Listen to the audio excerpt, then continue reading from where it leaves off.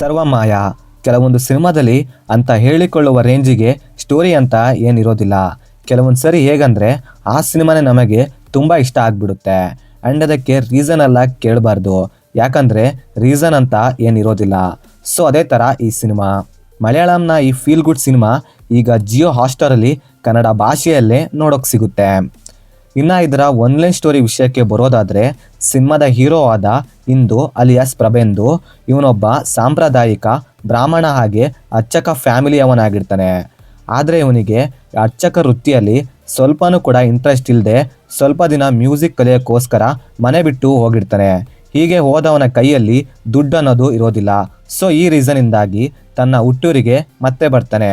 ಮತ್ತೆ ಬಂದು ಪೂಜೆ ಹಾಗೆ ಹೋಮ ಮಾಡೋಕ್ಕೆ ಸ್ಟಾರ್ಟ್ ಮಾಡ್ತಾನೆ.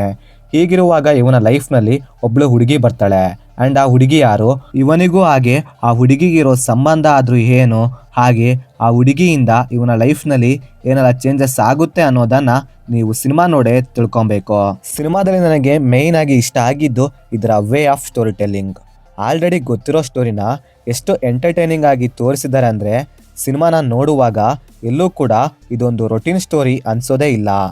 ಯಾಕಂದರೆ ಆ ಎರಡು ಕ್ಯಾರೆಕ್ಟರ್ಸ್ಗಳ ನಡುವೆ ಬರುವಂಥ ಆ ಲವ್ ಬಾಂಡಿಂಗ್ ಹಾಗೆ ಲವ್ ರಿಲೇಷನ್ಶಿಪ್ ಏನಿದೆಯಲ್ಲ, ಸಿನಿಮಾ ನೋಡುವಾಗ ಆಟೋಮೆಟಿಕ್ಲಿ ಕನೆಕ್ಟ್ ಆಗಿಬಿಡ್ತೀರಾ. ಅಷ್ಟು ಚೆನ್ನಾಗಿ ಆ ಕ್ಯಾರೆಕ್ಟರ್ಸ್ಗಳನ್ನು ಆ್ಯಂಡ್ ಅವರ ಸುತ್ತ ಬರುವಂಥ ಸೀನ್ಸ್ಗಳನ್ನು ಬರ್ಕೊಂಡಿದ್ದಾರೆ. ನನಗಂತೂ ತುಂಬ ಇಷ್ಟ ಆಯಿತು. ಇನ್ನು ಸಿನಿಮಾದಲ್ಲಿ ಎಮೋಷನ್ ಅನ್ನೋದನ್ನ ತುಂಬ ಚೆನ್ನಾಗೇ ಯೂಸ್ ಮಾಡ್ಕೊಂಡಿದ್ದಾರೆ. ಅದರಲ್ಲೂ ಒಂದು ಸೀನ್ ಇದೆ, ಒಂದು ಸಾರಿ ಈ ಸೀನ್ ಬಂದಾಗ ಹಾರ್ಟ್ ಡಗ್ ಅಂದ್ಬಿಡುತ್ತೆ. ಯಾಕಂದರೆ ನಾನಂತೂ ಎಕ್ಸ್ಪೆಕ್ಟೇ ಮಾಡಿರಲಿಲ್ಲ ಗುರು ಆ ಸೀನ್ನ. ಒಂದ್ಸರಿ ಶಾಕ್ ಆಗಿ ಹೋಗ್ತೀರಾ ಆ ಸೀನ್ನ ಸಡನ್ ಆಗಿ ನೋಡಿ. ಇನ್ನು ಸಿನಿಮಾದಲ್ಲಿ ಇರುವಂಥ ಕ್ಲೈಮ್ಯಾಕ್ಸ್ ಸ್ವಲ್ಪ ಎಮೋಷ್ನಲ್ ಆಗಿ ಮಾಡಿಬಿಡುತ್ತೆ. ಆದರೆ ಕ್ಲೈಮ್ಯಾಕ್ಸ್ನ ಇನ್ನೂ ಪ್ರಾಪರಾಗಿ ಎಮೋಷ್ನಲ್ ಜೊತೆ ಎಂಡ್ ಮಾಡ್ಬೋದಾಗಿತ್ತು ಅನಿಸ್ತು. ಮೇಯ್ನಾಗಿ ಸಿನಿಮಾದಲ್ಲಿ ನನಗೆ ಇಷ್ಟ ಆಗಿದ್ದು ಏನಂದರೆ, ಆ ಎರಡು ಕ್ಯಾರೆಕ್ಟರ್ಸ್ಗಳ ನಡುವೆ ಬರುವಂಥ ಕಾನ್ವರ್ಸೇಷನ್ಸ್ಗಳು ಹಾಗೆ love bonding and love relationship ನೋಡೋಕ್ಕೊಂಥರ ಚೆನ್ನಾಗಿತ್ತು.